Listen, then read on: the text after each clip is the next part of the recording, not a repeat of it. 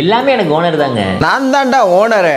நமக்குன்னு ஒரு வீடு, நமக்குன்னு ஒரு சொந்தம், இதானேங்க வாழ்க்கை. வீட்டில் இருக்கிறதுக்கு நான் என்ன நாயா? சாவகாசமா சாப்பிட்றதுக்கு வந்தா மட்டும் போதும். கெஸ்ட் வந்தாலும் ஓனர் மாதிரி மதிக்கணுங்க. சோறு போட்டவனே மதிக்க மாட்டேன், சொந்தக்காரனையா மதிக்க போறேன். அன்னைக்கெல்லாம் வாக்கிங் போயில 10 பேர் சுத்து போட்டாங்க. ஓனர் மட்டும் கயிறு விட்டுருந்தாப்புல. புடிங்கி இருப்பான், நல்லா பண்ணி மாதிரி திம்மா. பக்கத்து வீட்டு பப்பியை பார்த்து பயப்படுவேன். நல்லா ஜெர்மன் செப்பர்ட் வந்தாலே ஸ்மாக் டவுன் போடுவேன்.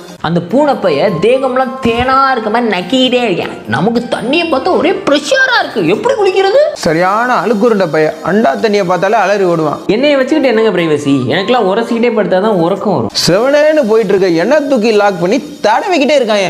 ஒரு பிரைவசியும் இல்லை. சாப்பிட்டனே தூங்கக்கூடாது, நல்லா தாவி ஈவி தெரிச்சு ஓட்டினா தானே செமிக்கும். எதுக்குன்ற நல்லா பட்டாசத்துக்கிட்ட பண்ணி மாதிரி ஓடிக்கிட்டு இருக்கான். சாப்பிட்டோன்னு நல்லா பப்பரப்பான்னு படுத்துருணுங்க. பழைய சோறு போட்டாலும் பாசத்தோட தானேங்க போடுறாங்க. நான்வெஜ் இல்லாம அந்த நாய் திம்பா, நாய் எந்திங்கணும். பெட் இல்லாம அவர் தூங்க மாட்டாராம். அவன் சாக்க போட்டாலும் சுத்தி சுத்தி அங்கேயே தூங்குவான். நமக்கெல்லாம் கம்ஃபர்டபுள் இல்லைன்னா காண்டாயிரும். செத்த எலியை இவன் கொண்ட மாதிரி தூக்கிட்டு வந்துட்டு பாடியை தின்னுட்டு மண்டையை மட்டும் போட்டு வச்சிருக்கேன். நான் பரவாயில்ல, அவன் எங்க இருந்தோ மாட்டெலும்பு எடுத்துட்டு வந்து கடிச்சிட்டு இருப்பான். அதை அவனால திங்கவும் முடியாது.